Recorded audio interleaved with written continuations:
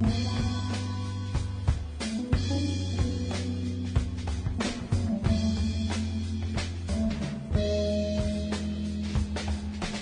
right, y'all, welcome back to the show. It's Antiwar Radio. The last hour of the week for you here.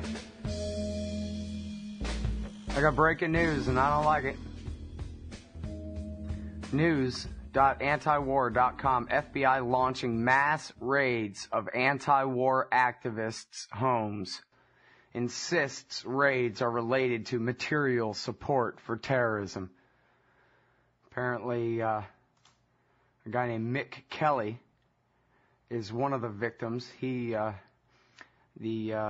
warrant against Mick Kelly cited efforts to look into his ability to pay for his own travel to Palestine and Colombia, and appeared to have been little more than a fishing expedition looking for possible links to foreign terrorist organizations, including, but not limited to, FARC, PFLP, and Hezbollah.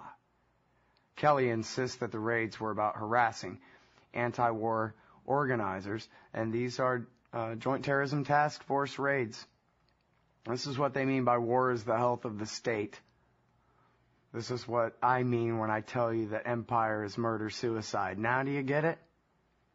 Anti-terrorism units being used not against al-Qaeda in America, but against people like you. All right, now on to important news. I'm looking at the blog at antiwar.com, where we basically reprint everything that goes on over at the LobeLog of Jim Loeb, the Washington bureau chief, the boss at Interpress Service, and he keeps a great group of guys over there, Daniel Lubin and Eli Clifton and Ali Gharib. And Ali Gharib joins us on the show now to talk about his Iran talking points, y'all's Iran talking points. Welcome to the show, Ali. How are you doing? Thanks very much, Scott. Thanks for having me. I really appreciate you joining us on the show today. And you guys do such a great job on these Iran talking points, which it's not like Republican talking points where you're telling us what to think and say. It's you doing a review of their talking points mostly, and just keeping up with every bit of important news on the topic of relations and the relationship between the United States and Iran and Israel, for that matter. And it's an invaluable resource. I highly recommend. You know, all the news headlines are on the front page of antiwar.com. Good analysis, a really good roundup of what the bad guys are saying about that news, and the news that they're making themselves are always at antiwar.com/blog. And so why don't you just give us the rundown here? I guess old Loudmouth was in town, and he said something rude about 9/11, and Fox News at the top of the hour says that's what makes him a nuclear weapons threat or something like that. What do you know? Well, he did. Ahmadinejad did kind of promote this 9/11 truth conspiracy theory, and I'm not sure that's anything more than his sort of usual ploy at distraction, which is what he does best when he comes to show. He kind of runs the circus. He's incredibly open to the media. He has breakfasts and dinners and holds press conferences and makes these speeches, and he makes himself incredibly available and says lots of incendiary and sort of off-the-wall things, and no one really talks much about the issues. For example, there's been, both Stephen Kinzer and Human Majd, who are both great writers to follow on U.S.-Iran developments, have pieces up in the Daily Beast yesterday and today where they were both at respectively a dinner and breakfast hosted by Ahmadinejad with academics and reporters. And they talk about how everybody asks the same questions. You know, it's just about stoning in Iran and about the Iran's nuclear program. And nobody gets the details of other things. For example, one thing that was barely talked about at all was that recently there's been some possible hints that Iran would be willing to cooperate on Afghanistan with the U.S., which obviously is a huge problem for the U.S. at the moment. And yet nobody asks about this, about stuff like Iraq and Afghanistan and potential points of mutual interest, and instead everybody goes right for the confrontation and the sort of it bleeds, it leads mentality. And it's not really a very genuine and serious discussion about U.S.-Iran relations. And when it is serious, it's always very limited in scope. Well, and there's a big narrative they're trying to push here that the reason that we have problems in Afghanistan, the reason that those people won't gladly accept our gifts of liberty and schools for girls is because the Iranians are backing the Taliban, Ali. Well, there was this kind of a moment at the beginning of the Afghan war when Iran was ready and willing to cooperate with the U.S. Iran, a Shiite country, and the Taliban, which are Sunni extremists, are sort of diametrically opposed. There's been the Taliban and Iran very much hate each other. And if these reports of some cooperation, we should say that first that the Taliban is such a decentralized, disjointed group that it's not like Iran is putting money into some central bank account for the Taliban. If these reports are to be believed, it's I'm sure more tactical support of smaller factions. And like I said, I'm not sure as to the reality of these reports, but if they are true, I think that there's an argument to be made that Iran was forced into this position because they do have U.S. occupying forces on their west and east borders, and the opportunity in the early 2000s was really blown when Iran sat down at the Bonn conference and was really constructive with the future of Afghanistan. And next thing they know, they went to sleep and woke up in the morning, and Bush had placed them in the axis of evil. This was actually very much at the behest. You mean Richard Pearl and David Frum put them in the axis of evil? Yeah, that's Bush. Right. That's right. But even more broadly in terms of policy of how to address it, Marcia Cohen, who's an academic down in Miami, had a blog post a few weeks ago up on LobeLog, where she took a look back at all the news accounts of the early Israeli reaction to 9/11, and initially there were some serious questions within the Bush administration about would they reach out to a country like, say, Iran, which was a hostile country to the U.S., but also hostile to these Sunni extremists like Osama bin Laden and al-Qaeda, and cooperate with the U.S., and if this coalition would be broad and include lots of Muslim countries. And Israel, this created a lot of apprehension in Israel, and they began sending diplomats and other officials, a string of them, to Washington, delegations to basically lobby to keep Iran out of any anti-terrorism coalition on the grounds that, well, Israel and Iran are enemies, basically. Yeah, well, now, hold on a second. I'm sorry to interrupt you. I just want to make sure that everybody heard that right and understood exactly what you're saying. After September 11th, in fact, here's the article right here. It's at LobeLog.com. It's called "In the Wake of 9/11, Israel Put Iran into the Axis of Evil." I guess that's what I meant when I said Richard Pearl and David Frum.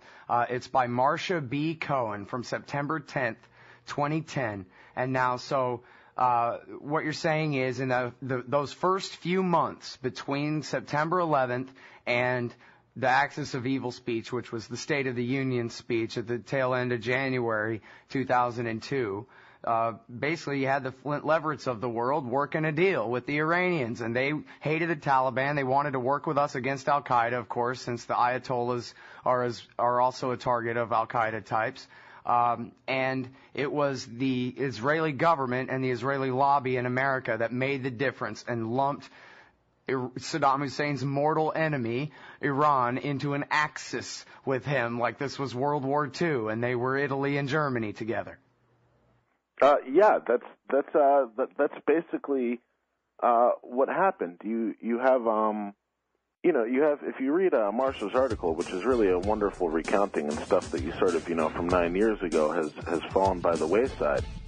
But you can see stuff from like at the time, for example, Bibi Netanyahu. I'm sorry, man. It's these hard breaks, Ali. It's my fault. I'm terrible with the clock. Music's playing. We got to take this break. Everyone Google this one. In the wake of 9/11, Israel put Iran into the axis of evil. We'll be right back with Ali, Gharib. What's up next? Visit the Liberty Radio Network program guide to find out at shows.lrn.fm. That's shows.lrn.fm.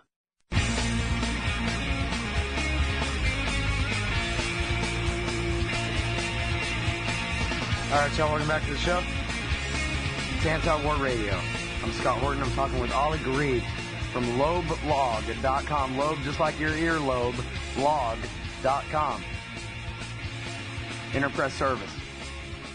And, well, we were going to talk Iran talking points, but now we're talking history of the terror war going back to the beginning in 2002. And this wonderful article at the LobeLog by Marcia B. Cohen called "In the Wake of 9/11, Israel Put Iran into Axis of Evil." And now I want to cut my mic, Ali, and let you wax on, say whatever you like about this, teach everybody whatever you think it is important that they need to know, and then we can, if we have time, move into what's going on this week, and maybe even a little bit of Israel-Palestine or what have you, but the floor is yours, sir. Well, Scott, so what Marcia's article is basically about, as I was saying before the break, was is just basically rehashing a lot of the commentary coming out of Israel from official sources as well as unofficial sources at the time. For example, Bibi Netanyahu at the time was between his first stint and his current stint as prime minister, and basically there were a lot of calls for the U.S. to include in its targets in the global war on terror states like Iran, and I mean it was more broad than this. It was Iran and Syria and all the usual characters, basically anybody who might be hostile to Israel.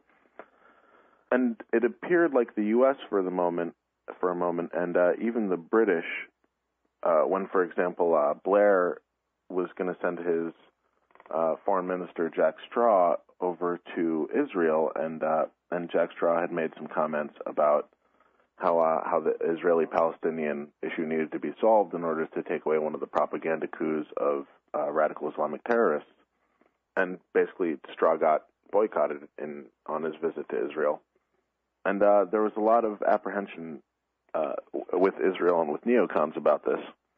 And like I said, they were lumping in Iran, Syria, the Palestinian Authority, Hezbollah, all these people as terrorists that should be addressed in the global war on terror. So instead of saying, okay, look, we got Ayman al-Zawahiri and Osama bin Laden, and they merged their two groups together, Islamic Jihad, and we've got, I don't know, maybe 200 or 300 terrorists in the world we got to take care of here. Instead, they said, nope, al-Qaeda is the Taliban, is Islamic Jihad, is the Al-Aqsa Martyrs Brigade, and Fatah, and Hamas, and Hezbollah, and anybody that Israel doesn't like. Sudan, of all countries, is all of a sudden their government is a state-sponsored terrorism against us. Muammar Gaddafi had been on his knees begging to be allowed back into the fold for 15 years or something. We got to target him for regime change, even though just in 2000, the Brits, the SAS and the MI6 were trying to use jihadists to overthrow Gaddafi, like a year and a half before 9/11 happened. And you know, it didn't stop at every little group. Even a lot of op-eds were excoriating Russia, and that was also a message that was carried by this delegation. As Marcia writes, that there was a single week in mid-October where more than a dozen government officials, envoys, and senior military officers made official visits to Washington. One of those was the Director General of Israel's Atomic Energy Commission, who briefed the Bush administration on Russia's cooperation with Iran's nuclear program.